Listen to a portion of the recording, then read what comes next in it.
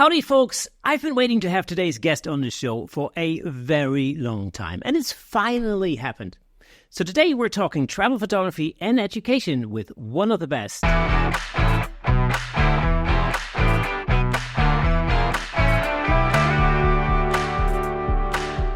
Welcome to Camera Shake, where we bring you the insider scoop on all things photography and videography, giving you a unique opportunity to stay ahead of the curve. As always, I'm your host, Kirsten Nuts, and before we get into it, I've got one thing to ask of you. I've noticed that over 65% of our viewers on YouTube and listeners on audio are not actually subscribed to this channel. Well, that is just plain crazy. You can really help us out by hitting that subscribe button. It'll help us get even more amazing guests on the show, although after this episode, I don't think that's going to be possible at all.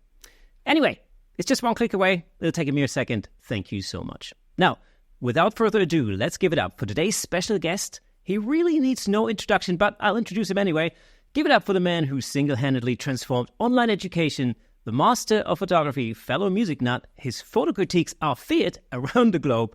Put your hands together for the one and only SCOTT KELBY. Scott, man, how are you? I'm good. I just subscribed, so that that helps. That helps, right? Beautiful. That does absolutely help. That's yes. 66% now. As I'm pulling a whole percent. Anyway, oh yeah. Probably are. Thank you for having me. I've never been introduced as having a feared photo critique. Wow, we're coming in hot. I know. Well, I'll watch those photo critiques. I'm always thinking like, shall I send a picture in? And I'm like, ooh, I better not. Oh, if you send a picture and you know it's going to go well. Oh no, we're going to be like, nice job, keep it up. Yeah, I'll get you bank details from you. Yeah, I'll get you bank details afterwards. So, hardly.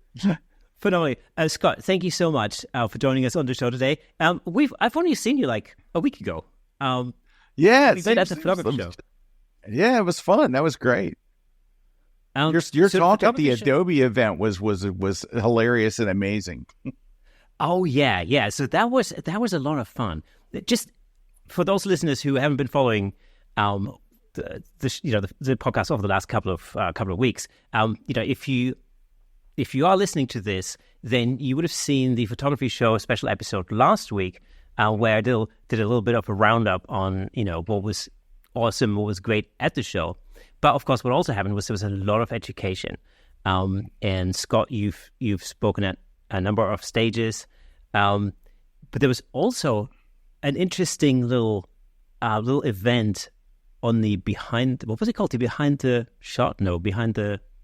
lens stage. That's what it was. Yeah, right. That's it. They asked us. Adobe asked us to submit a photo with a kind of a crazy story behind it. Maybe something a client asked you to do, or so. Everybody got up, and you had only 2 minutes to tell your story. So it was a fun. It was a neat idea, and it was fun to see everyone's pictures and their stories, and some were really like, whoa, like what? And some were like, okay, but it was fun. It was a very fun evening, and the bar had been open for an hour before, so that made it for an easy crowd. Yes, it definitely made it much easier for me to get up on stage. That's for sure. It's that's what the photography show is known for. There's lots of fun events like that all over the shop. Did you enjoy it? You were there for quite a few days. Oh, yeah. I was there I spoke 3 days in a row, Saturday, Sunday, and Monday. And that was my second time speaking at the event. I'd spoken there before, and it's a great show. If you haven't been, it's surprising the scope and scale of it. It's giant. It's a giant. It takes 3 days to see everything. And there's so many photo shoots going on the show floor. And this is something that, go back 10 years ago, you were lucky to see one or two booths that had someone, a model or a car or a motorcycle or something set up. And now you're more likely to see, 80, 90 booths with all kinds of setups and photography. And you walk up and they've built these elaborate setups and things. I saw somebody with show dogs, like really, really beautifully groomed show dogs. And you could just walk up and take pictures. And, they had all kinds of still lifes, and they had models in every kind of amazing, setups with these elaborate just backdrops and stuff. There was a really convincing one it was a full-size, London telephone booth or English telephone booth with, the Elizabeth Tower. That's the proper name, by the way, renamed for Her Majesty's 75th Diamond Jubilee. Anyway, so Big Ben basically in the background, also known officially as the Elizabeth Tower. And it was really well done. I mean, you looked at the shots and it looked like they were there. It was really well done. There's just a lot of things like that. As you walk around the floor, there were just people shooting everywhere. So there was a ton of education, a ton of photography, opportunities to shoot already lit sets with professional models and professional sets. It's a great, great show. It's got to be the value of the year. Like, where else can you pay that little amount of money and for 3 days just have an amazing experience? Photo shoots and classes and education and seeing all the latest new stuff, playing with all the latest new stuff. Nikon had a setup where they had all of their long lenses and you could just go up and just look all the way across. You could see what's a 600 look like, what's an 800 look like. They had lots of cool stuff everywhere you went. There was just, more stuff to do. That's a wonderful show. It really, really is. It's underrated because it's really a brilliant show. Yeah, there was lots of fun stuff. There was this whole set that was an upside down room. Did you see that? Where they had a table on the ceiling? I saw pictures of it, but I didn't see I never went by that actual booth, but I saw people posting pictures from it. Yeah, there's so much fun, like models dressed in like flowers. There's so much stuff going on. It was amazing. Oh, yeah. And of course, all the stages, from an educational point of view, it was amazing. When you could, no matter whether you wanted to learn about, studio photography, lighting, Lightroom, Photoshop, even video editing.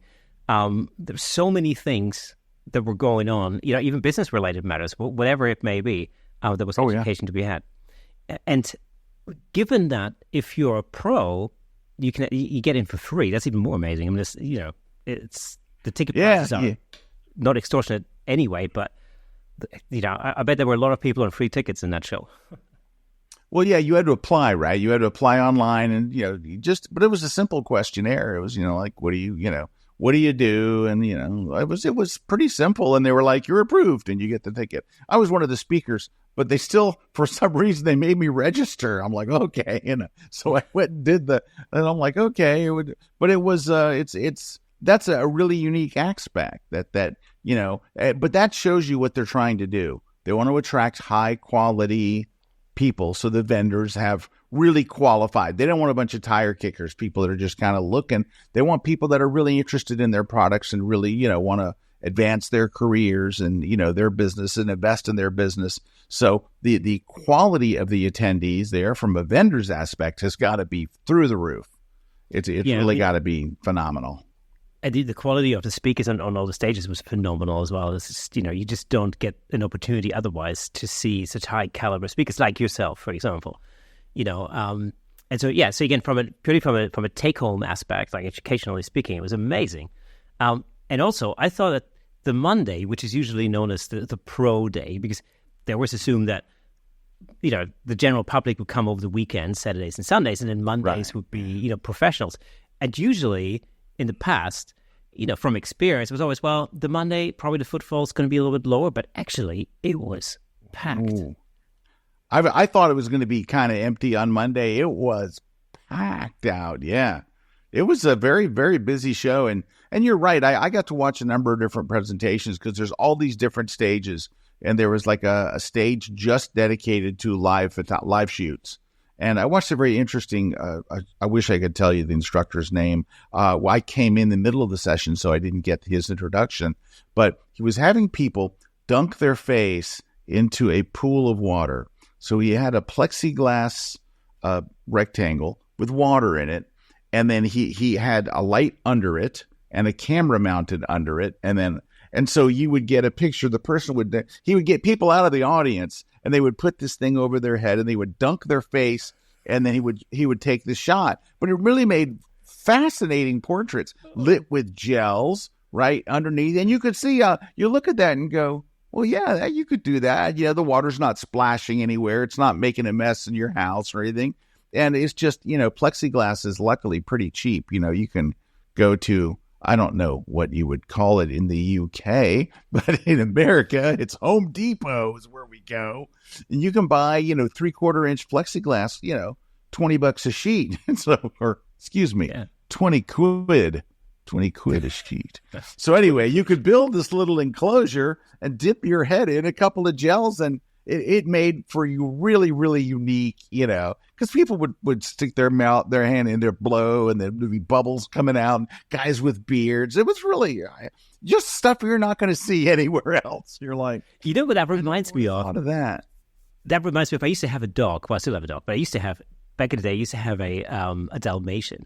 And his party trick was that if you threw one of his treats in his water bowl, he would dive for it. And it was the most hilarious thing because he would breathe out as he was trying to get to the treat at the bottom of the bowl. And then at some point, we used a glass bowl so we could watch him with half his head out of it. It was hilarious. I mean, I'm hoping the animal rescue people are not listening, but he had fun. It was fun, Oh no, I'm sure he loved it. Dogs are highly motivated by treats. They'll do just about anything.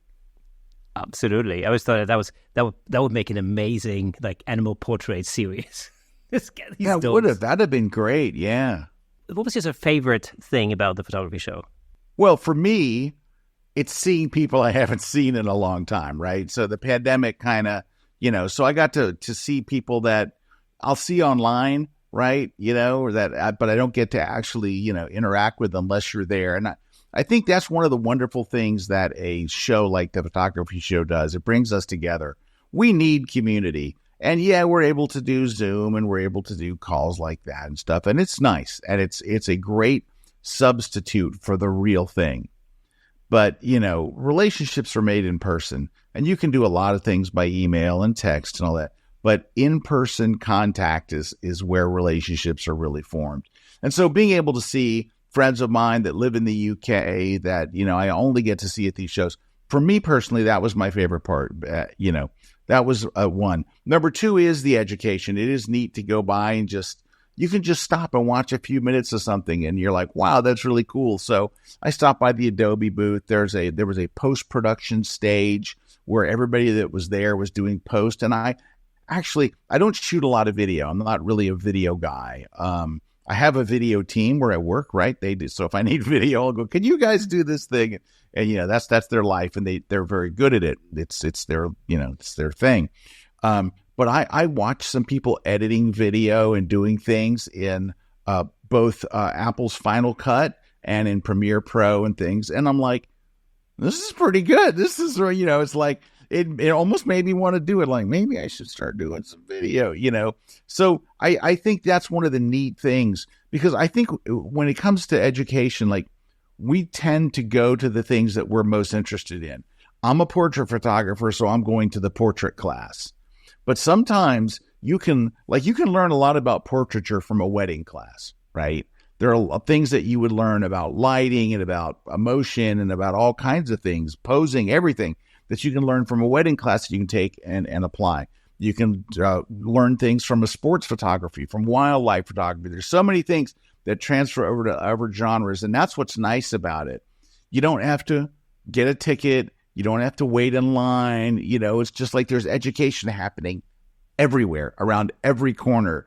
The only thing you can hope for is that there's an empty seat, but there's always standing room only. I mean, there's people standing. There were people sitting in the aisles in my classes. I had people standing in the back. So it's not like you can't get in, right? You can get in and you can see. It's like, it's just, it's an atmosphere that is very conducive to learning. And so I think that's it's great seeing new tools. It's fun seeing all the cool new stuff. But the education around every corner is hard to beat that. It's just for, as an explainer for people who haven't been to the show, it's not like these stages are in enclosed rooms. They're open stages in the hall. So you can literally just wander past and, come across something that tickles your fancy and you go, ooh, that's interesting. And then you can just, loiter around and take it all in and basically listen to the whole class, which is what I think is so beautiful. Half the time you walk past one of these stages without any intent, and you go, oh, hang on a second, that sounds interesting. And then you just hop into the class, and it's no big deal at all. It's like you said, it's so perfect for education, really. Yeah, it's an ideal environment. And like you said, you can just walk up and then, there's just a class and there's the theater and it's open at the booths, not just the ones sponsored by the show, because the show sponsors a number of them.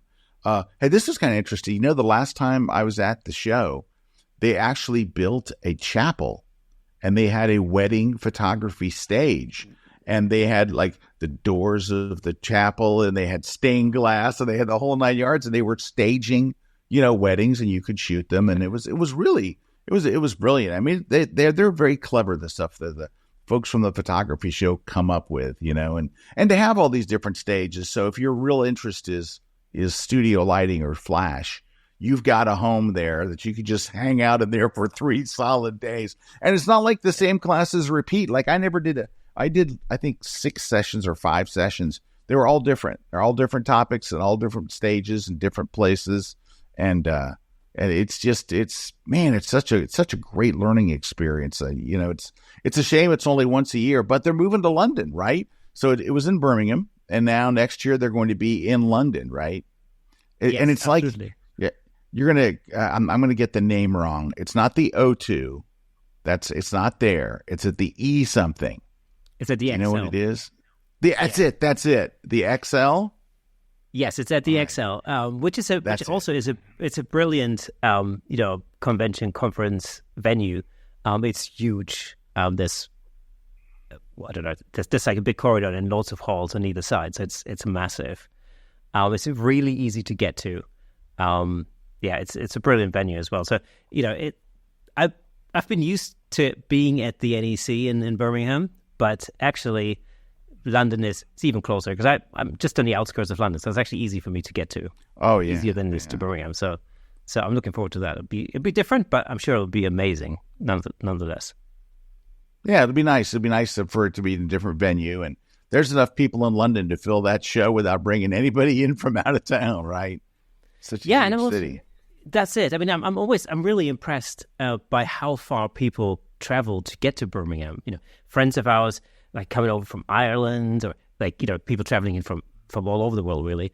I met people from Romania. It's one of the best shows I think on the planet. Yeah, for sure. I mean, I've never been to Imaging USA or WPPI, but how does the photography show compare to Imaging USA, for example? Okay, so what I would say to you is, where it stands now, the photography show is bigger, is larger. Those shows used to be gigantic before COVID. They were huge. I think at one point WPPI, which is the big show in Vegas, was probably 300 to 400 booths or stands.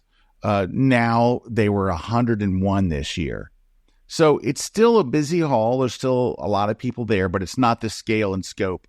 So at this point, I would say the photography show is probably 2.5 times vendor-wise larger than probably the biggest show in the U.S. right now. So it's quite a show. But it's a similar feel. Like if you walked in the hall, there's Canon, there's Nikon, there's Sony, there's Fuji. It has that big feel. But what I've noticed is in the last couple of years, all of the vendors have scaled their booths down. Like the Canon booth used to be massive with a giant stage, and now it's not massive. It's medium. So everybody's kind of scaled back since the pandemic, at least in the U.S., because the stands were quite large at the photography show. But the U.S. doesn't have many shows anymore. I think we have maybe 2 big shows. Imaging USA is one of them, and WPPI, which is the wedding and portrait photography one. Those are the 2 big shows now. The big one in New York is gone.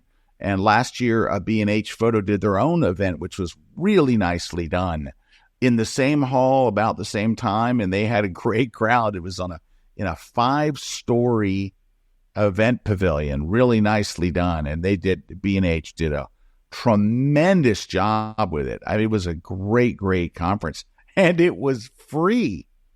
It was just free. Like it was just zero. just come on in. And it was amazing. It was packed, and it was fun. It is amazing, but B&H is such a powerhouse. They can pull stuff like that, basically. And it was great. It was a great show, but I don't think they're doing it this year. I think it's going to be next year. So I'm not sure. I haven't heard any dates or anything. So who knows? But so far, here we are almost into April, and our two big shows are over for the year. Yeah, that's true. I mean, we've lost a big show over here in Europe with Photokina in Cologne in Germany. That's I've been there. Yeah, it's been cancelled indefinitely. And that was, they cancelled the show at the beginning of COVID, and then very quickly afterwards, there was a message on the website saying we're not coming back. And of course, that was like, oh wow, okay, major disappointment there. That was the biggest show I've ever seen. That was insanity. That show was crazy big. Yeah. Every 2 years. They only did it every 2 years. Yeah. Yeah, exactly. And I remember it was supposed to come up in 2020, I think. And so, and I have relatives in Cologne, so it would have been easy. I'll just, I'll hop over, stay with my family. But then it didn't happen. It was like, oh, dang it. Stupid COVID. I know. COVID screwed up everything. Hey, let me just jump in real quick to tell you about the amazing sponsor of this episode, Platypod. Platypod offers innovative camera support systems designed to unleash your creativity. With their stable, versatile, and portable solutions, you can capture stunning shots like never before. And I'm not just saying that. As the host of the Camera Shake podcast, I can personally vouch for Platypod's incredible products. They've become an integral part of the show. In fact, I'm surrounded by various Platypod products holding up lights, cameras, microphones, and so on. It's really helped to transform the way I make the show and the way I shoot at home, in the studio, and on location. But don't just take my word for it. Explore Platypod's website at www.platypod.com to discover their range of products, including the Platypod Extreme, Platypod tripod heads, and the brand new handle, of course. Make sure to follow Platypod on Instagram and Facebook at Platypod Tripods for exclusive updates, tips, and giveaways. By choosing Platypod, you're not only investing in your photography, but you're also supporting the Camera Shake Photography Podcast. Thanks again to Platypod, our amazing sponsor. Platypod, where innovation never sleeps. We'll talk on education. Obviously, people know you as the man and the soul and the spirit behind KelbyOne. How did you start in photo education, and what was your journey like? Well, it started through Photoshop. So back in October of 1993, we wound up just kind of out of luck, just a lucky series of events, wound up hosting a Photoshop seminar. And I think it was kind of like the first organized large Photoshop seminar. Now, by large, we had 150-something people that paid to come to the event. But back then, there were no Photoshop seminars. We were stunned that many people showed up. But that started a tour then. So, because that was in Tampa, Florida, and then we did Orlando, and then we did Jacksonville, Florida. Then we did Atlanta, Georgia. We started working our way around the country until we were doing 20, 30 cities a year. And then we wound up doing the UK. We went to Islington and did that seminars every year at the Business Design Center. We've done them in Birmingham at the NEC. I've done my seminars in Birmingham. We've done them in Cologne, so it started this whole thing of teaching Photoshop. But those classes were strictly pretty much Photoshop. So later on, as digital photography started to take off, because people forget that during that time frame I'm talking to you about in the 90s and stuff, photographers weren't using Photoshop. It was graphic designers. It was a tool for professional graphic designers. They took images that were scanned, and laid them out in brochures and magazines and stuff like that. And I was a full-time graphic designer at that point. I'd been a photographer first, and then my wife and I opened up a graphic design studio back in the early days when the Macintosh was fairly new and desktop publishing was just becoming a thing.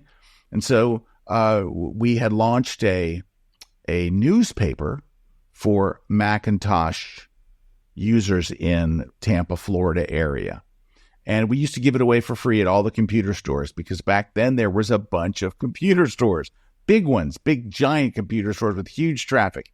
And so we would give these away, and we used that newspaper to advertise our seminars, and that's how it took off. So years later, we went to Adobe. A few years after having these successful tours, we went to Adobe and we wanted to start an association for people who used Photoshop. So we founded in 1999. We founded the National Association of Photoshop Professionals, which just took off. It was huge, and we did that for many, many, many years. And then we started Kelby Training, which was just online classes. And then at one point, we merged the two. We had the National Association, which was poorly named, by the way, because we had people all over the world. But the national one makes it sounds like it's just a local thing. And then we had this Kelby Training, which was exploding, which was the online. And so we took NAP and Kelby Training and made them one. And that's where the name KelbyOne came from. So it was all of the stuff that we do in one place. And so we consolidated the price and everything so it wasn't as expensive. And that's how it all came to be. So I've been basically training on Photoshop or photography since 1993.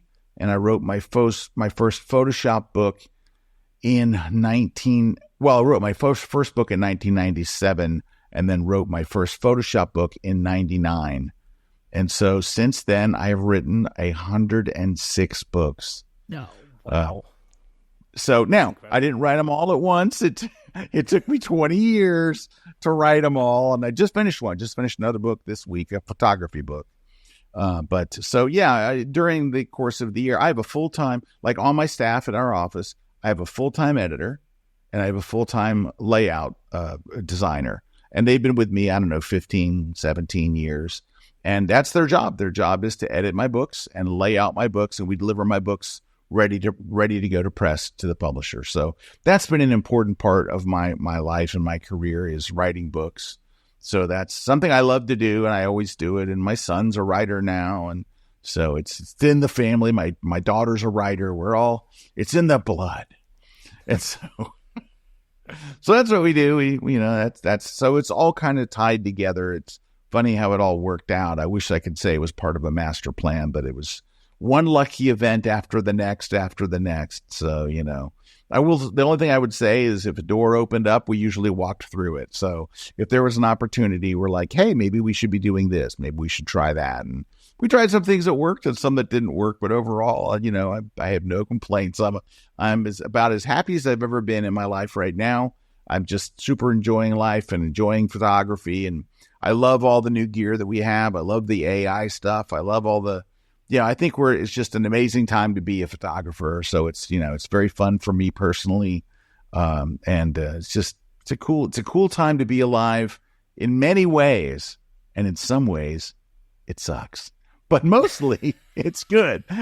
I think you really, you've timed it perfectly as well, with this sort of, like back in the late 90s, for instance, the emerging technologies when it came to digital, the internet, coming to the forefront and things like Photoshop. I remember my first encounter with Photoshop was actually, I was tasked with designing the CD cover for an EP that my band and I recorded. And we didn't have any money. We couldn't afford to pay anybody to design a thing. And I've always been a little bit artistic in that respect. And I thought, like, yeah, I can do that. And my flatmate, or roommate, as you would call it, she had a PC with Photoshop on it, and it was like, okay, I can figure this out, at least enough so I can make, I can like create a CD cover and a booklet type of a thing, and figure out how fonts work and all that, get all that kind of stuff. It's very, very rudimentary by modern standards, but I remember doing that and thinking, holy hell, like, this is cool, and that was it. And this must have been, 1998. So this would have been very early Photoshop, for, I don't know, 2.0 or something like that, like really early on. And then that was it. I was off. And as you said, in the beginning, it was mainly about graphic design. I had I don't know what it was. Was it a Kodak digital camera? It was probably 1 megapixel or whatever it was, if even, And oh yeah, They had the first one, yeah.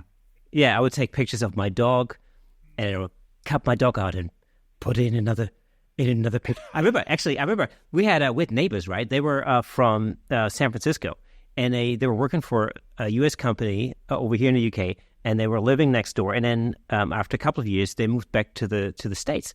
And so as a goodbye present, it's a small village. And as a goodbye present, I went around and I took pictures of their house, which was like an old cottage, like a old, typically English countryside cottage.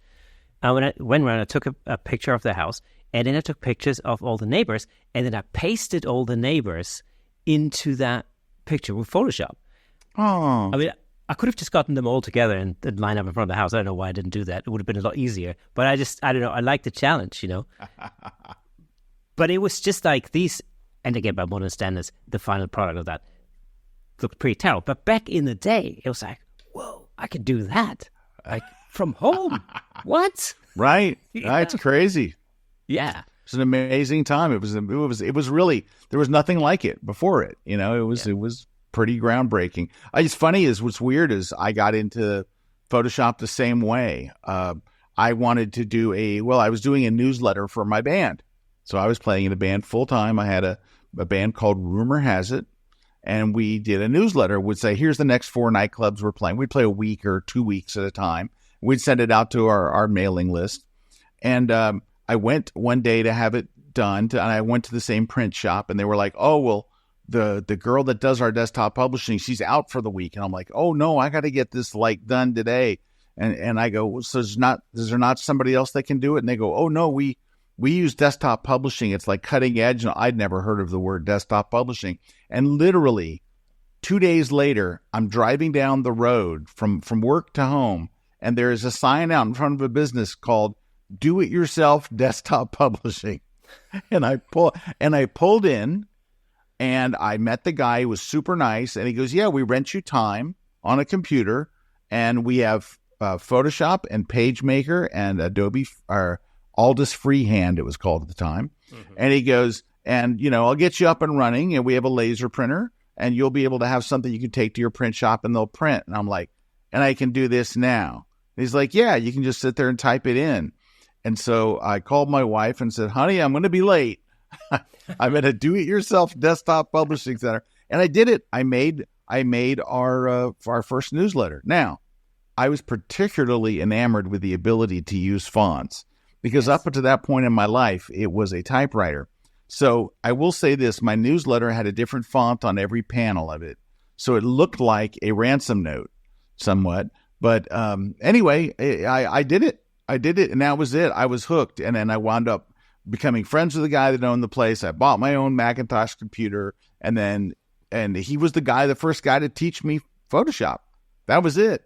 And then I wound up opening a graphic design business based on the Macintosh computer and all that. But up until that point, I'd only used, Windows PCs, and Photoshop was not even available. It was not on the PC. It was Macintosh only. So, that's how I got my start. Very similar kind of thing where for my band, I needed to create something, and I was not a graphic designer, but, I just felt like I could do it. Yeah. And also, like I said, yeah, back in the day, I didn't have any money to do it. And, it's one of these things, we were living in London at the time, and it's like, okay, I can probably find an artist who can create an album cover for me, but that will just take time. And unfortunately, the artist times back in the day, those ones that did it for free were also ultimately totally unreliable. So this, it would have been, It just would have been a major, major effort. And so I just went, there's a computer that's got this thing on it called Photoshop. I mean, how hard could it be? Come on. Yeah. Turned out it wasn't that. It wasn't that. And actually, I saw that cover actually not too long ago. I found an old CD in the attic, I think. And I looked at it and I'm thinking, that's not that bad. I mean, actually, the font's pretty cool. The background image was the image of the footprint on the moon. Remember, it was it. Oh yeah, yeah. It was Armstrong or whoever. Famous image. And it was like I sort of had tinted it sort of ink blue, and it's pretty damn cool. It was called Grand Funk Central. That's a funk record. Awesome. Ah. Yeah, it was funky as heck. But yeah, so it was, it was good. The band was called Moon Hot Monkey Paste, hence the connection to the moon. I thought I'll pick something that has some reference to that. Very clever. Yeah, I know. That's back in the day. I mean, that band name was always slightly weird. Do you remember Ian Dury and the Blockheads? I do not. Big English artist band back in the 70s and early 80s, I guess. They had an album, very successful album called Hot Boots and Panties. It's quite eclectic, pop rock with some, I don't know, it was quite very eclectic. Ian Dury is quite a character. But the Blockheads keyboard player, Ed Spade, was an instructor at the music college that I went to. And he was one of these like really bizarre musical geniuses that could, like he was, I don't know, somewhere on some kind of spectrum. I mean, totally, maybe too much drugs, I don't know, through the 70s, who knows? But he was very, very bizarre, unique character, let's put it this way. He would like just walk around and go, he was just mumbling all the time. It's like, and like something dropped on a keyboard and the door to the classroom would fly open. He'd stick his head in and he goes like, oh yeah, it was an F sharp minor 7, flat 9, sharp 11, flat 13 that you played there. And you see look at the keyboard and you go, what? It was, So one of these kind of musical genius types, Yeah. And I remember one day, like we're outside the entrance of the college, and we're like, debating what our band name was going to be. We're coming up with ideas, so we're not agreeing on anything. And Ed Spade walks out the door, and he's just grumbling and mumbling. And he just goes, "Moon Hot Monkey Paste," and he walked off like some pirate. And we're like, Did he just say Moon Hot Monkey Paste? Monkey Paste. Yeah, we're like, all right, well. Yeah, that's it. That's it. That's it. Yeah. Hey, awesome. Monkey Paste. Eureka moment. Yeah, so it worked. But because I know you're a music nut yourself. I can see you with the Eddie Van Halen T-shirt. I appreciate that. Big Van Halen fan, obviously. And you're in your recording studio, right? Yeah, I have a studio at the house. I can give you a little interesting. Let's see what's over here. Bunch of guitars and stuff. Whoa. Right? And then on the other side, well, a bunch of guitars and stuff. And keyboards. And stuff. Yeah, so it's for fun. It's just, it's my hobby. It's what I do at night. I'm not playing with Photoshop. But you know what I do? I can share my screen, right? Yeah, sure can. All right. Are you ready for this? I think I can find this actually fairly quickly. I'm going to show you a picture of my band from the 1980s. So this is the band I was in when I learned all this stuff. And this is not going to go well, but I'm going to show you a picture. Here we go. I already found it. How was that? I didn't expect to be that. All right. And let me go share my screen. Hello. So if you are listening to the audio version of this podcast, remember that it's a fully fledged video version over on YouTube. And you can just head over there and you'll see that picture. Right. You'll see me in my 1980s, and you will see my wife, who is the singer. She's my wife of 35 years this year, and she has big, big hair. Big 1980s, massive hair. It weighed 45 pounds just on its own. Big hair. Oh, wow. And I had all my cool stuff. I had my gloves with the fingers cut out. I had my skinny tie, So in that band, I was keyboard player, so I was playing keyboards back then. Because if you were in the 1980s and you had keyboards, you worked all the time because everything was keyboard synthy-based back then. Yeah, like it is now. No difference there. You probably had more work in the 80s as a drummer than you had consequently in the 90s, but that's a different thing. And you know what I gave up? I was a drummer first. So that's where I started and went through school. And in college, I switched from drums to keyboards because I was tired of being in the back of the room. I was always in the back. Like there's all these pictures of our band playing and you can't even see me. Like I'm always covered up. It's kind of an ongoing joke with my old band from school because we still play. We still do our high school reunions. But I was always like buried way back in the back. And, I was born to be 4 feet in front of myself. I've got to get up closer. And I've seen you now play guitar and sing in your band, is that right? I do. Now I'm not the lead singer. So my wife is an unbelievable singer, like ridiculous, like seriously incredible range. Like we never ever found what the top of her range was. She could sing anybody, Mariah Carey, whatever it was. She nails. She's a great singer. And I sang backup, and I know the songs I can sing lead on, So I was probably good for 6 or 7 songs a night, but I was never going to be the only guy singing, It's like, but I can sing harmony, and I find the songs that I can do, and you know what else is weird? Don't tell anybody. This is weird, but I'm actually a really good rapper. Oh wow! But this is back before everybody rapped. Like everybody raps now, but back in the day, I could really, like, you'd walk in the club and you would not know. You'd be like, I can't believe that's you. I would hear it all the time. People would stop me and go, I can't believe that was you up there rapping. I'm like, I know. So listen to this. I went on a cruise ship like a couple of years ago, and it was this really nice, high-end cruise ship. It was with my brother and with a friend who invited me, and they had a karaoke night. And so I went up for karaoke night, and they let you pick songs, right? And so I picked Funky Cold Medina by Tone Loc. Now, It's a nice cruise. I'm in a suit, right? And I got a tie and a white shirt. I look very like me. And I got up there, and I knew I'm like, I can rap. Nobody knows this is my secret superpower. I get up there. I tore that ship down. I was a celebrity for the rest of the cruise. People would be stopping me like, dude, you're the rap guy. Nobody saw it coming. Nobody. That's my superpower. Well, I'll tell you what, next when we meet, I'll bring some beats. And then... Yeah, drop a beat. I'm there, dude. I can rhyme. I can rhyme on demand, but that's really hard. Covers. Yeah, it's a stupid superpower, and it's completely useless in real life. However, it is that one thing I don't tell anybody: secret rapper.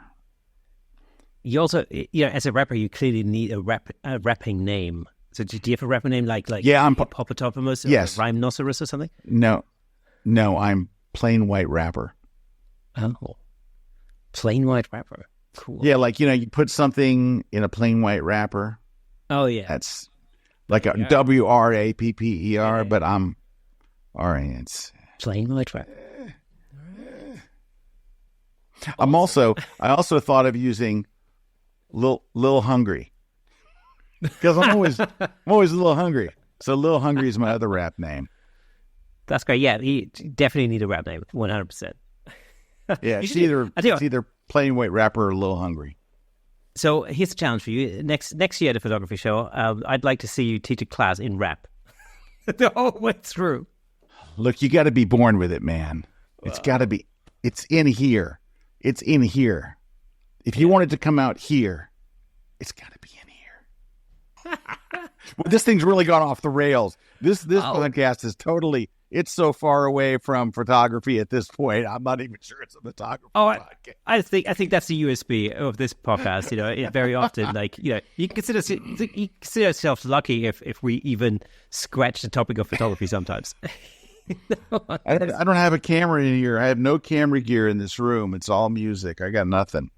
See, isn't that interesting though? Because I've had this type of conversation with a number of guests in the past, and I find this really interesting that particularly in photography, it does seem to be the case that a lot of photographers that I've spoken to also somehow have a connection or a deep connection with music. Whether they're musicians themselves, a lot of the time that's true. I can't even count the number of people who are really excellent musicians.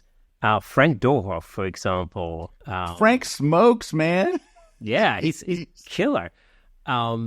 We did say that we're gonna have to do an episode where we only talk about guitars. This will be an extra episode. Oh, yeah. All right. So you know what I did? I did a cool thing a few years ago. This was kind of cool because what you're saying is so true. How many photographers are also musicians? So I did a series of portraits of photographers who are musicians, and I did them backstage at a concert. So I set up a rig, and I did it intentionally so you could see road cases and gear, and then you could also see the light stands and the soft boxes, right? I did the whole thing and shot it where you could see the backdrop, you could see the edges of everything, so it would mix music and photography together.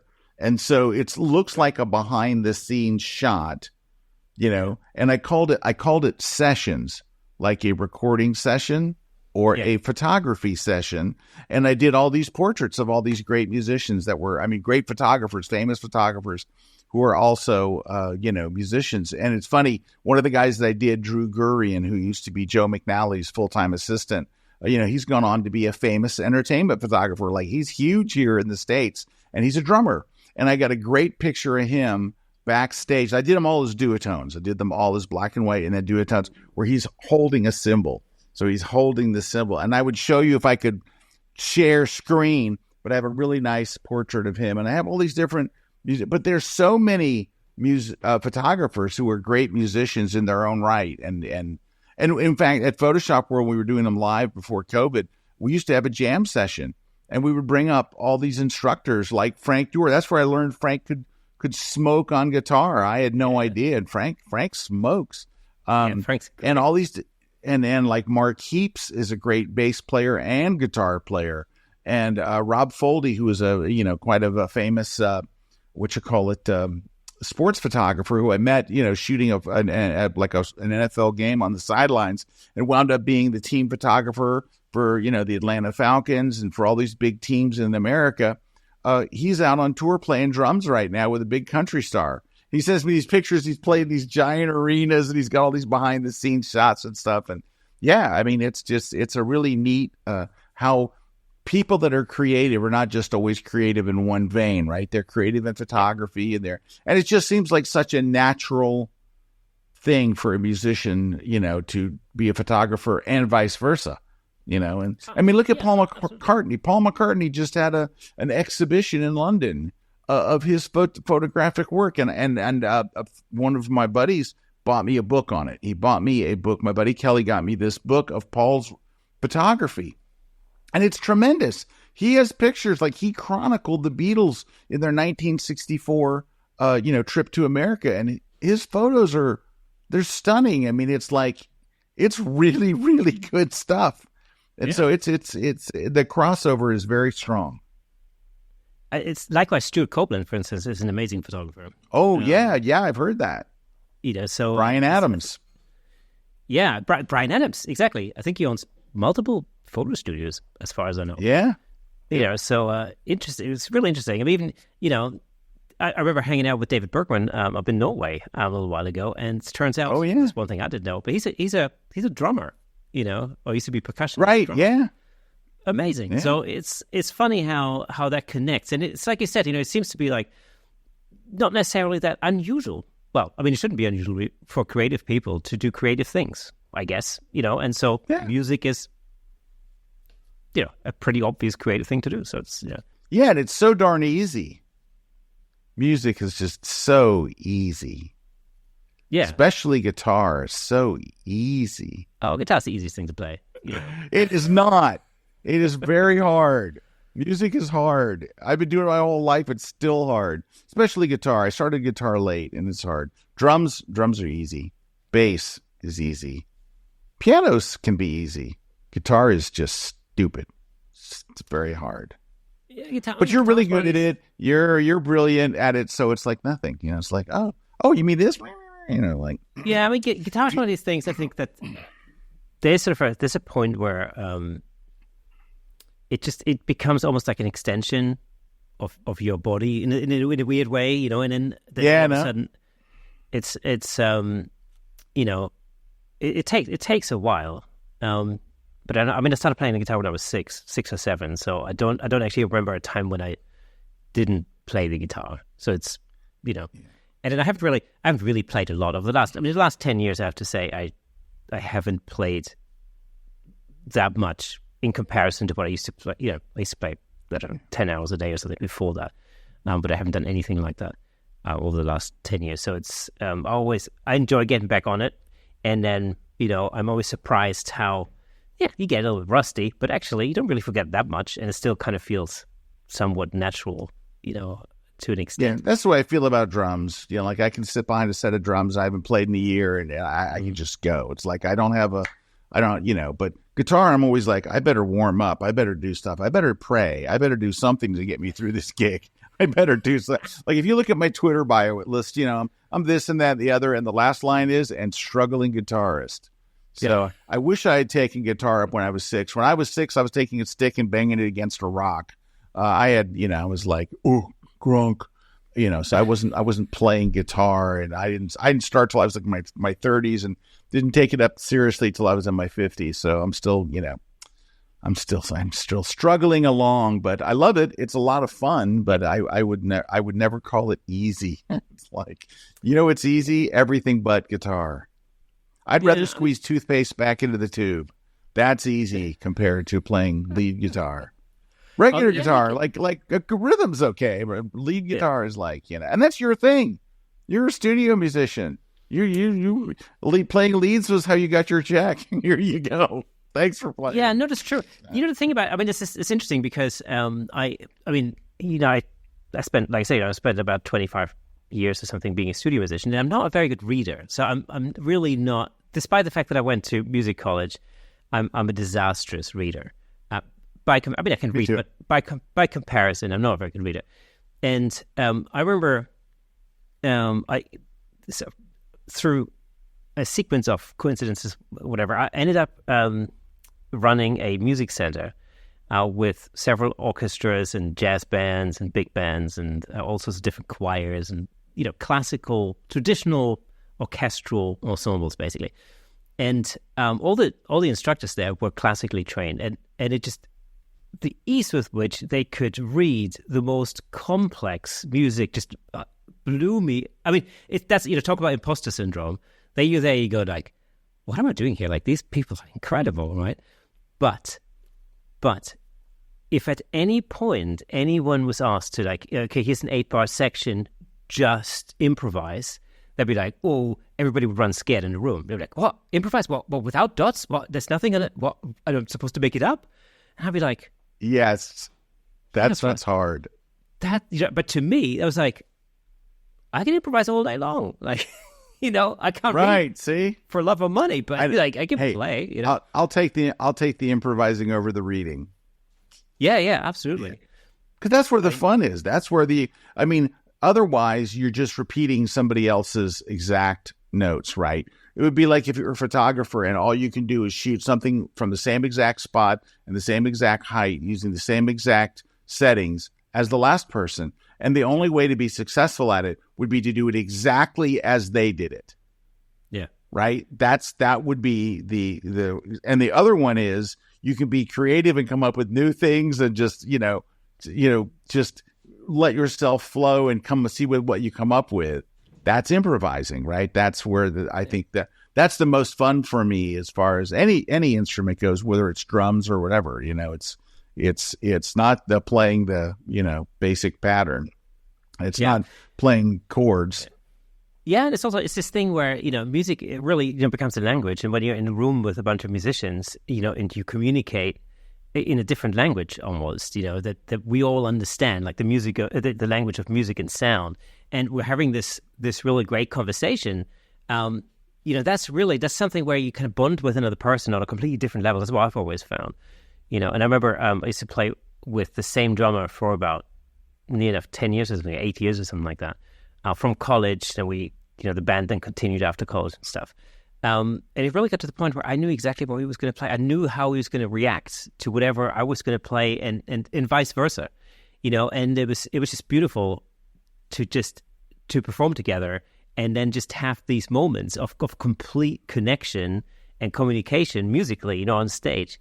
And sometimes things would come off the rails, or you'd make a mistake and you'd laugh about it afterwards because it'd be like, that was funny. What happened there? And it's like, it's not, when you're a kid, you do something wrong, you go, oh my God, I played this wrong.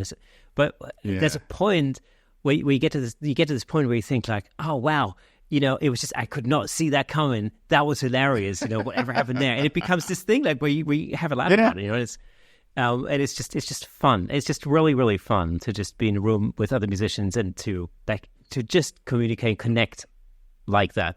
And I find, with music, with photography, it's the same thing, video, it's when it all comes together, it's just a beautiful thing.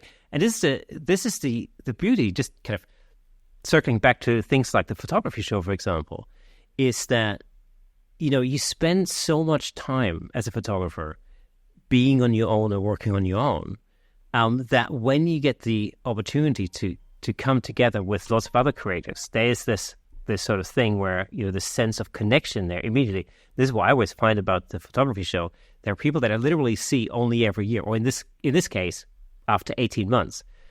When you come together, it's like you never left. It was like we just walked out of the last photography show, yesterday, and it's like big hugs, and everybody's there to do the same thing, and everybody's on the same level. It's just a beautiful kind of connection on a creative level. Yeah. And I think if people haven't done it, I don't think they realize what is so great about it. So wait a minute, you walk around and there's a bunch of vendors and it's crowded and it's noisy, and then there's some people teaching, and it's like, until you do it, then you're like, this is what's happening at that place at that time is special. It's a really neat experience. And I think if you haven't done it, it's very hard to imagine what it's like, because you think it's one thing, but when you get there, you realize it's way more than it appears on the surface. Yes, and I think this is possibly a misconception as well, where people think like, well, I don't want to spend any money. Like, I don't want to drop a few thousand quid or bucks, on a new lens or something. Squid, as we call it. Couple of thousand squid, on a new lens or something. But the fact of the matter is, it's if you only go into the photography show to get a bargain or to buy a new thing, then you're really, in my view, you're almost missing the point. It's that connection part that's so beautiful. You can call it networking. Of course, there's a degree of that going on, but really, it's just making connections with other people and friends. I've made friends with so many people, just by going to the show every year, meeting the same. Oh yeah, it's community. It's everybody getting together. I never go to a show thinking I'm going to buy something. That doesn't mean I haven't bought stuff, but I don't go in there thinking, oh, I want to buy something, because you can buy something on Amazon or wherever anytime. Yeah, you can buy stuff immediately. So it's not like, but I've been there, and you'll see a show special and you're like, oh, that's a pretty good deal, so you wind up buying some stuff. I went to the NAMM show out in California right before COVID hit. It was 2020, January, right, like a month before COVID hit the U.S. And I went to the NAMM show, and I had no intentions of buying anything. And I came home with an Ibanez guitar. It's hanging on that wall right over there. But I didn't go there thinking I was going to buy anything, but I just fell in love with that guitar. But it's the same thing with photography. I don't go there thinking I'm going to buy something. That's never my intent in going to a show. I want to experience the event. It is an event. It's a special event. It's all these people coming together that all have something in common. We all have a shared love of photography. A lot of us are equipment nerds, and we like to see all the new stuff. I like to stay on top of what's happening educational-wise, technology-wise, social media-wise. I just like to see what's happening. And when you're there, you're seeing the latest of everything. You're seeing stuff that's not even released to the public yet. They'll show you things. Here's something we're working on. We think it'll be out this summer. Take a look. What do you think? Give us some feedback. There's so many facets to the show, Yeah. It's very, very unique. And there's certain things you don't really realize until you actually, hold whatever it is in your hand. I remember I went to talk to Sony, and they just released a new 300 2.8, and just holding that. I mean, you look at it on the photo, and it looks like, okay, well, that's just, that looks like a really cool lens. Okay, it looks like any other lens, pretty much. Until you realize when you hold it in your hand that it weighs practically nothing, and you go, ooh, whoa, okay. I remember, not too long ago, I was on a speedboat in Norway shooting sea eagles with a 300 lens, and I felt like I had to work out to lift that thing up all the time. Oh, yeah. And then just holding that new Sony, going like, you can do this with one hand. This is it's unbelievable, you know? Right. So it's you wouldn't be able to have that experience. I realized that if you weren't there and actually holding that thing up, you know, there is that element to it. So it's fantastic. I mean, you know, I never go to the show with the intention of spending any money. I may have come away with a really awesome hand-painted backdrop this time around, but again, it was one of those things. You know, I felt it. You know, and it was like, this is good. I didn't buy anything. I didn't buy a single thing. I bought lunch. That's it. I didn't buy a T-shirt. Usually now a friend of mine gifted me a T-shirt, so I was lucky there. Right. But I didn't buy a single thing. I didn't buy a single thing. The T-shirt I got was a rugby T-shirt. It wasn't even a music T-shirt. But yeah, so I don't think that it has nothing to do with whether you want to buy something or not. That's not the reason to go. I would even take that off your list. I would say, why do you go to a show? If you ask me, you know, what are your top 5 reasons? None of them would be to buy something. Yeah, absolutely. Now, I just want to cut into your travel photography as well, because I promised it at the beginning. We're going to talk a little bit about travel photography. Now, we had a conversation on the show, or at the show, about a photo walk that you're planning potentially in Scandinavia this year. And that just got me thinking, what is it about photo walks that you enjoy the most? Well, it's the people. I mean, it's a social event. A photo walk is a social event. And 14 years ago, I started this thing called the Worldwide Photo Walk. And it's spread all over the world to over 1,000 cities. And on usually it's the first Saturday in October, we get together in literally like 1,000 cities around the world. I mean, everywhere. China, all over Asia, all over Europe, the United States, everywhere you can imagine. We all walk for 2 hours. And there's a local leader in each city that says, okay, I'm going to lead the walk in Paris.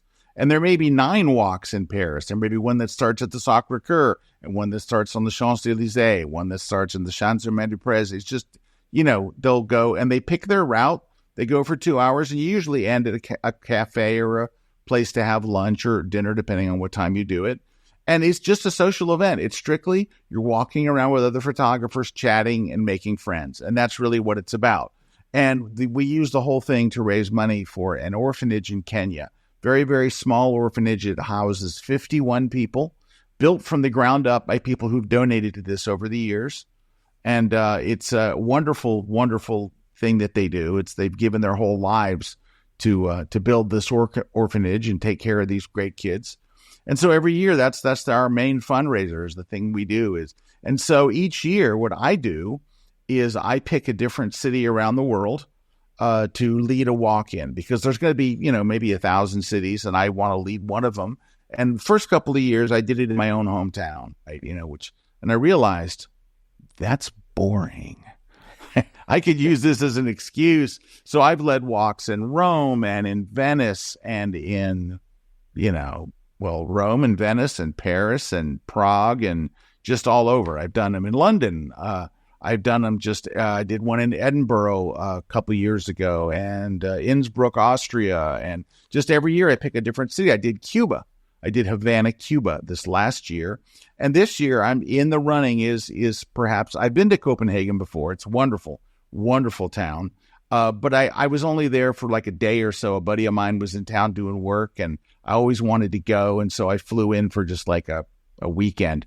But this would be a chance for me. And I meet a bunch of my friends there. So we have this group of people. There's like 9 or 10 of us that come together every year at the photo walk. We do the photo walk, but then we all do photography. And it's rare, because most of my travel photography is done with my family, right? We're on vacation and, you know, we're seeing something. And so this is where it's just strictly, we're just shooting photos and having fun and eating great food. And so we all get together, and it's the same folks. Unfortunately, one of the guys passed away this past year, so it'll be the first time that he doesn't get to go with us, but it was very sad. But the rest of us will carry on, and we just have a great time and enjoy each other's company and take lots and lots and lots of photos. And Dave Williams is one of the guys, you know Dave. You did that workshop with him in Norway. And so Dave usually is with us. He was with us in Edinburgh driving like crazy because he is a trained stunt driver. So that's what it is. And so this year, you know, I'm thinking, where do I want to go? Either that's someplace I had never been or someplace I want to go back to. And I was thinking Stockholm, and then I was thinking, no, Copenhagen. Copenhagen's lovely. I mean, it is very lovely. And I have like 1 or 2 photos from there. I didn't really, you know, my buddy was there on work, and I didn't really go out and shoot it like I want to. So I've always wanted to go back, and had a lovely time. I mean, the people in Copenhagen, the locals, are very, very lovely and welcoming. It's not cheap. It's not a cheap place. It's on the more expensive places you can go. Like, there are places you can travel right now, wonderful cities that are ridiculously dirt cheap. Dirt crazy cheap. Prague. Yeah. Prague, where you get a beer this big and it's £1. Yeah. It's actually less than that. It's actually less. It's for a US dollar. So, or a euro, €1. That's crazy for a big beer, right? You know, Havana, Cuba was ridiculously. So we would go to this rooftop restaurant, and they would give you a keg of beer, like a big keg that would sit on your table, and it had a tap, and you could just pour beers after beers after beers. Like a big keg with a big ice flute down the middle of it. So it was ice cold, and it was huge. It was $6. Oh, wow. It was $6 for a keg on your table, right? And so Prague is like that. Lisbon is like that. There are places that you can go. Budapest is like that. Yeah, absolutely. Yeah. Budapest, you go to places and they're so inexpensive, but then you go one country over and it's like, I'll tell you, the most expensive place, Norway. Oh, yeah. Goodness gracious. You like lunch and you're like, you need to send a credit card statement beforehand to prove you can afford it. It's Norway is crazy. Like Paris, I don't think is crazy. It's expensive, but it's not crazy. Yeah, New York's Scandinavia in not general. crazy. Yeah, Scandinavia in general is expensive. Like either Sweden, Norway, Finland. Yes. Like yes. Crazy expensive. Yeah. But you know that going in. Yeah, no, that's true. And see, anything that's got any alcohol in it is all of a sudden like super mega expensive. Like in Norway, I think you have to go to like a special, I can't remember what it was called. It was like a special government-run store. So they don't have any, so we call them over here in the UK, off licenses where you can buy wine and stuff. Yep. They have very special shops that are government-run, where like the equivalent bottle of wine is like twice the price compared to like the UK, for example. And it's pretty nuts. Yeah. It is, yeah. So there are places you can go that are very inexpensive, but man, there's a couple that'll really kick you in the butt. Because you can go to Paris. If you want to go to Paris and go on the cheap, you can. Yeah. You don't have to eat at the fancy restaurant. You can eat great food, and you can stay in clean places. Yeah. For a reasonable amount of money. Paris is like London. You can do it as inexpensively or as expensively as you want. You can have it crazy expensive or you can have it reasonable. It's, New York is the same way, except for New York and London do share one thing is your hotel room is going to be crazy expensive.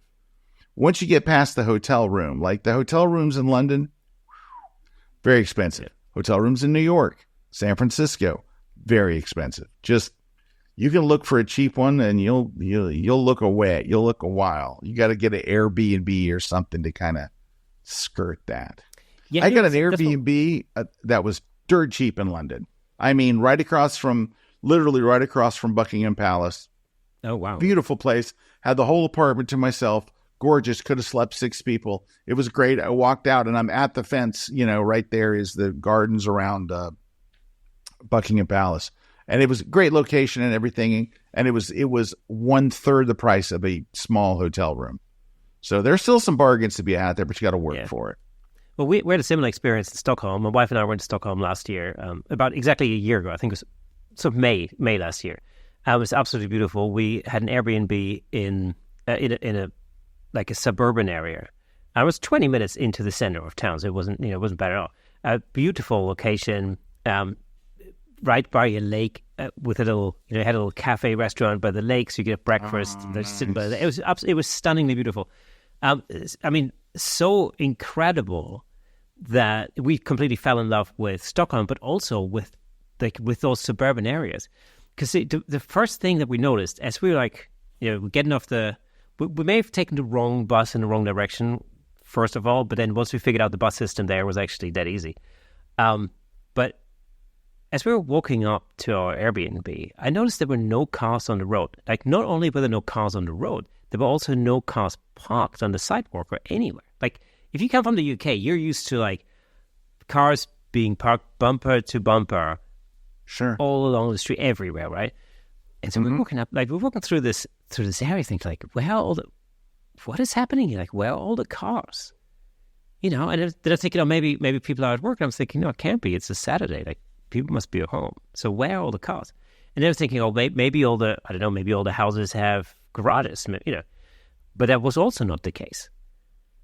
And so there was a maximum of one car on a drive or something, but nothing like here. And then it sort of dawned on us that the public transport or the public transportation system there is so brilliant. There's a bus stop. There are bus stops everywhere, and there's like a tram and a train and everything. Yeah. But people just don't feel the need for cars, and as a consequence, the roads are super clean. Like, kids play out in the street, and as a parent, you don't have to be worried about your kids getting run over, and you think like, that's a pretty darn good place to live. Yeah, it is. Actually. Yeah. Stockholm's lovely, lovely, lovely. Yeah, absolutely beautiful. I love the whole, like, this sort of, I call it the aquatic lifestyle. this thing where, like, you hop on a water taxi and you hop on a bus, and it's just like part of the same journey. We went to this we went to this Japanese spot. So here's the thing, right? So my wife is not a photographer at all.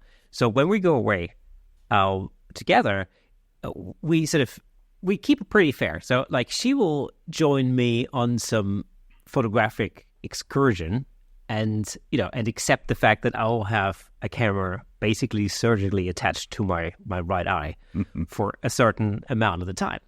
But in return, I'll also join in with the things that she wants to do, that I maybe wouldn't ordinarily do. So she wanted to go to this Japanese spa in Stockholm, which was amazing. It was on top of a hill overlooking the whole bay. It was incredible. And it's this whole thing where, like, you're not allowed to bring your own swimming trunks. You have to use one of theirs because nobody's allowed to wear any color, and everybody has to look the same in order to, like, dull the senses so you can get your inner zen and all that kind of stuff. And in the beginning I thought, like, hocus pocus, whatever, Actually, when I was there, I have to say, it was pretty dang amazing. I mean, you really came out, like, super relaxed and super chill. It was actually a fantastic experience. But in order to get back from there, they sent us to a bus stop.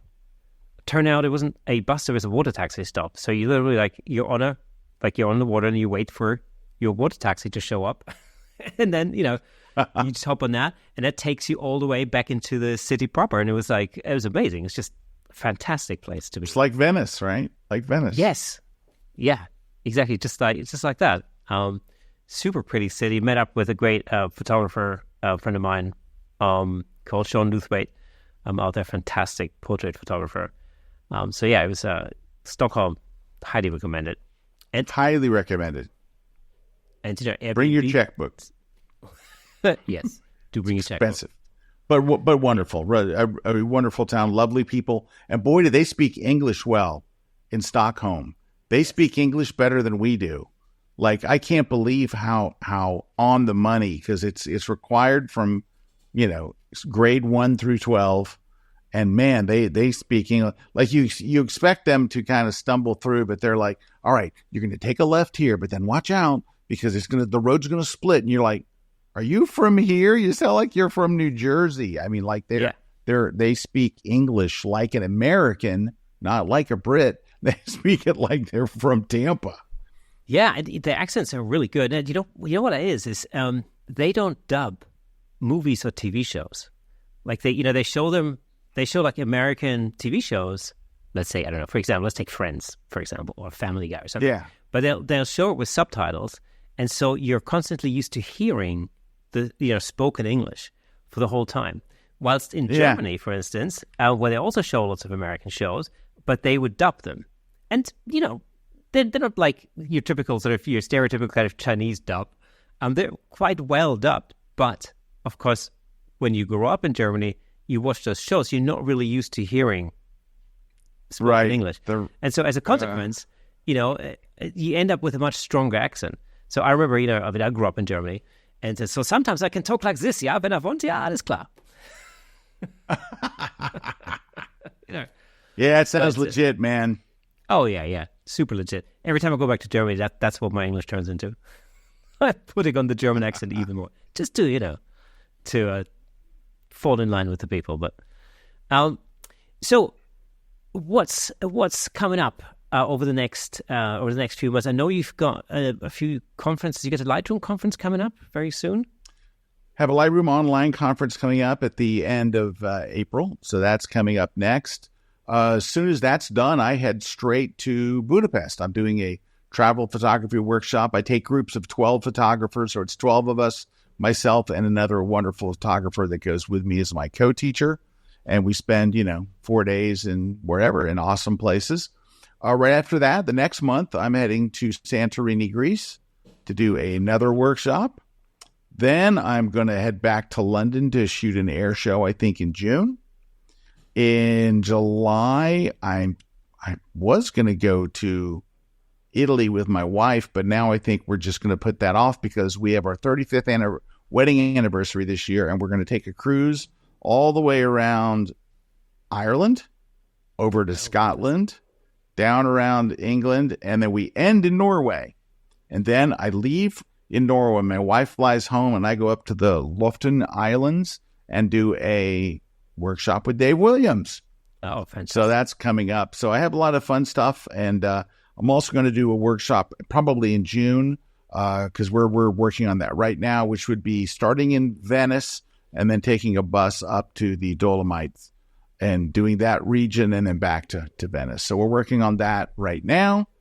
And so a lot of travel, I guess, for this year, doing these workshops. I love doing these workshops. They are a blast because, so picture, you got 12 people and they're all really into photography. They're all really nice people because for whatever reason, I've been very blessed that when the people come on these workshops, they're just the nicest, most gracious, fun people, right? So we all hang out together. We're shooting at dawn. We're shooting at dusk. We're in the classroom. We're having meals together. We're making friends.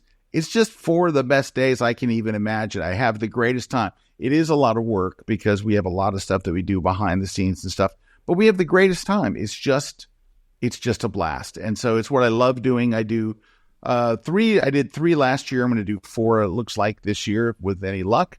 And it's, you get to go to someplace great like Santorini, right? You get to go to this beautiful Mediterranean island with a group of photographers, and every day you shoot photos, you laugh, you have amazing Greek food. I mean, it's the greatest job on earth.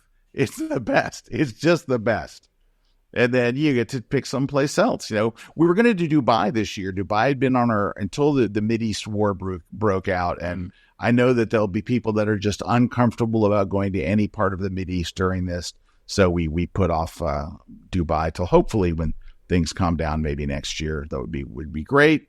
Dubai is an incredibly photogenic city, and it's a very fun city and interesting. And it's close to a lot of neat things too, like Abu Dhabi and the desert. And there's a lot to shoot there, and it's a lot of fun. And it's for people from America or from the UK, it's very, very, very westernized. You ever been there? I've never been to Dubai in particular. Have you ever been to Las Vegas in the U.S.? I've never been I've never been to Vegas. I've come close, but not quite. I was going to say, it's like if you took Las Vegas and you put it on the water, that's Dubai. It's very much And like I always tell Americans, whatever restaurant, like they go, what do you eat in Dubai? And I go, whatever restaurant that you eat at back home is already in Dubai. They're all there. All the restaurants you grew up with, all the ones in your hometown, they're already there. English is the most widely spoken language in Dubai. So you will not hear much Arabic at all. It's very, very different. And every hotel chain you're used to staying in, the Hiltons and the Marriotts, and they're all there. The Ritz and the Four Seasons, and it's just in the desert. It's crazy. It's on the water, and it's just, if you've never seen it, it's an amazing. Now it's easy for you to get there. There's flights all day long, every day from London to Dubai. It's worth going. It's great for photography. Right outside the city, 20 minutes, and you're buried in sand dunes, and it looks like you're out in the middle of the Sahara. And there's water, and there's tall buildings, and there's just so much to see. I've been there a couple of times. Unbelievable destination for photography. Just absolutely, incredible. They have huge photography competitions and huge trade shows, photography shows that happen in Dubai. The Prince of Dubai is a serious photographer. The Crown Prince is a serious photographer, and he wants to create Dubai as like a center for photography. So they've invested heavily in conferences and shows and galleries, and it's a very photographic place, just in general. So top of the list there for flying from London. I mean, it's right there. If I could get to Dubai as easy as you would, I'd have been there 10 times by now. Well, it sounds like a great idea. I love the desert. Why not? Oh yeah, just don't go in summer. Go right now. Like go in 2 weeks, and you'll have perfect weather. If you wait till like July, it's very, very, very hot. Yeah, crazy hot. It's crazy hot. Crazy. Scott, thank you so much. It's been an absolute education. Thank you so much for being a guest on the Camera podcast today. Oh, it's my pleasure. My pleasure. I wasn't expecting to get to touch on all the crazy topics that we did. That was a lot of fun. Okay, folks, that's it for today. It was fantastic having Scott on the show. And as always, before we go, let me just recommend another episode that I think you'll like. Check out episode 153 with Tim Wallace. I'm sure you love it. If you enjoy our content, consider supporting us on buymeacoffee.com/CameraShake to help us continue creating and bringing you more exciting episodes. It really does mean the world to us. And for those of you who are listening to the audio version of this podcast, did you know that there's a fully fledged video version over on YouTube with plenty of examples of our guest photography in full Technicolor? All you have to do is go over to YouTube, search for CameraShake Podcast, and you'll be able to watch all past episodes on there. And if you're already on YouTube, well, just drop us a comment, hit the like button, ring that bell, and share with your friends. Your engagement really does help us reach a wider audience all over the world. Thank you for listening and watching. And remember, a new episode drops every Thursday, so make sure you mark that in your calendars. Until next time, keep shaking things up in the world of photography. See you next Thursday.